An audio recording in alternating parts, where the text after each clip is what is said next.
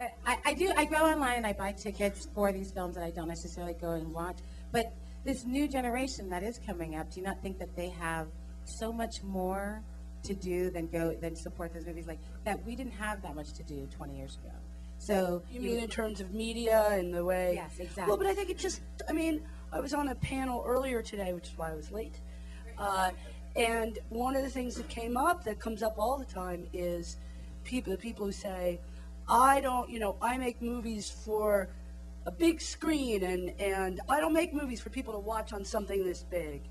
And it's like, well, too bad, because they are. So what are you gonna do about that?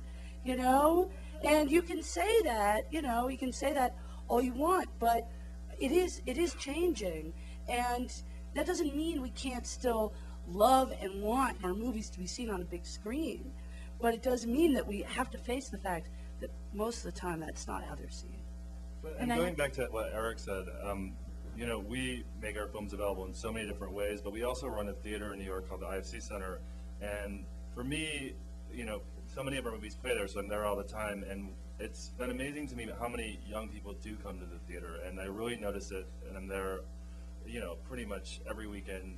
And one of the things, going back to what Eric was saying about eventizing the films, is like we constantly have speakers coming in, we constantly have filmmakers, actors, we always are doing special events, and I think that really is key to getting younger people in. When we were doing Mr. Lonely, the Harmony Korine movie, I mean, the Q&As he was at were selling out with, like, there was no matinee business at all, like none of the normal older patrons came to the theater. It was like, I felt so old there, but it was basically like under 25-year-olds, and I think when we do that, we get a really big turnout. And I have been working on the movie Che right now, which is also like a 4.5 movie with a program book, and like it's kind of like an event, and I think it's been working really well. So I mean, and we've had speakers at a lot of the theaters, and I think that really helps to get a younger audience. And then once you get them, they keep coming back, because we do see similar people at our theater all the time. And I think one thing that's exciting about mumblecore movies, going back to what Christina's saying, is when you make a movie for $15,000, which a lot of them are made for, it does give you a lot of options. I mean, you're not in massive debt. You can do the things. You can be a little more experimental, and I think that's one of the benefits of sort of new technologies and young people being comfortable cutting on their laptops and all that, is you can make a decent-looking movie now for not that much. And distribution is challenging, but it's a lot more challenging when you spend $400,000 like we did on Trick, or $1 million on your film versus $15,000. Can we just get one more question from someone else, and we'll come back? I just wanted to ask a quick question to the distributors about lesbian content film, because we haven't talked about that. Like, is it the same reasons why lesbian films are not, don't make that much money as it is for gay film? Well, I mean, what lesbian film are you referring to? I mean, I really believe, and I feel like I have to believe this, that, like, at the end of the day, really good movies, really good work rises to the top, no matter whether it's gay or lesbian or bisexual or whatever it is. And I don't, I do balk a little bit at this notion, oh, movies just not doing well because, it's gay or lesbian in content. Or, when filmmakers come and say to me, as they frequently do, I can't get my script produced because I'm a lesbian and the content is lesbian or gay. And often I've read the script and I'm like, that's not why, So I just, some movies, some movies appeal to smaller audiences. More questions right here? Hi, I'm Laura, by the way. We had a project, a script that was gay-themed. It was edgy. It was a story of a son of a serial killer who was also exploring his sexuality. It was a thriller, and we went very far in the traditional sense. It got read at William Morris, ICM, CAA. They all wanted to make it, and it got really close, but they didn't want to take the risk.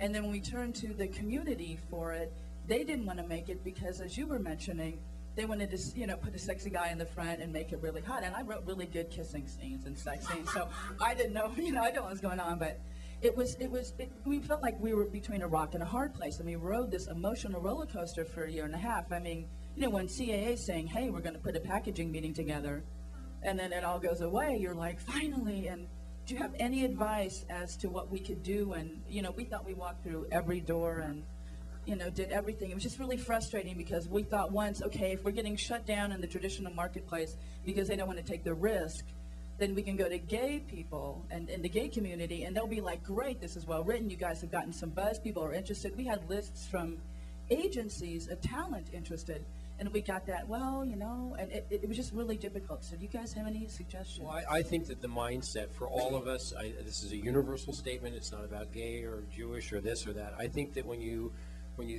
approach someone based on their sexuality and think that, oh, because this is a gay project, I'm going to go to a gay agent, buyer, distributor, filmmaker, I think it's a big mistake. The three agencies that you mentioned, none of them make movies. No agency makes movies. Okay, at best they package films. What they do is they represent their clients' best interests, and they're out there to make money and to put their clients in good work. The easiest way, and I've managed careers of a lot of people over the years, the easiest way to lose your clients is to put them in bad films or bad series. They will be gone. And that is the first way to fail. You must not approach the agents or the managers with a blanket mentality. You can't go in saying, help us, help us, help us, because we think our project is great. You must walk in saying, you represent so-and-so and so-and-so and so-and-so, and that individual is right for our film. Here's why. You have to target talent, whether it's an actor or a director or a writer or a producer. You've got to be able to get to that individual with a real argument why they should invest their career, not just the artists themselves, but the agent, the manager, the lawyer, everybody involved in the representation of that person. So it's a lot more fine-tuned. It's a lot more fine-tuned. That's just my 2 cents. I agree. I think you just need, when you go to anybody to finance anything, whether it's a studio, independent, equity money, Lifetime. Lifetime didn't make the movie because it was a great script. They made the movie because Sigourney Weaver fell in love with it. So I think that then what he said is absolutely the case, and I'm sure everybody else's films here, you know, it gets made because of the other pieces of the puzzle. So the easier you can make their decision to say yes, and so make their job easier if you insulate it with the people we're talking about, directors, talent, maybe a producer. Well, when you made Dragnet, you produced Dragnet, you produced Face Off. When you sold Dragnet, you sold it to a specific buyer, a specific executive. Well, but I walked in with Dan Aykroyd. It's the same as, regardless of the budget, the studio, independent, whatever the genre is. I mean, Face Off didn't get made because it was a great script. It got made because John Woo fell in love with it, and the elements came together, and that's why the studio pushed the green button. I made their job easier by doing that, and I think whatever level the film is, straight, gay or otherwise, I think that's really the business we're in, is that as producers, or at least myself, you know, it's really about walking in with Tony Scott, walking in with Antoine Fuqua on a picture, you know, that we're less prone to say no. Actually, wasn't that Dragnet pitch famously brief and after-targeted? But, you know, I sold it on a pitch, and I just sold another one, Peter Gunn, which is an old TV series. I can take the blame for all the franchise TV series, so there are tomatoes in the audience, they can go my way. But no, Dragnet, Dum-Da-Dum-Dum. But the thing about Dum-Da-Dum-Dum, yes, it was the shortest pitch in Hollywood history, I guess. But Dan Aykroyd was standing next to me, so he was more important than me.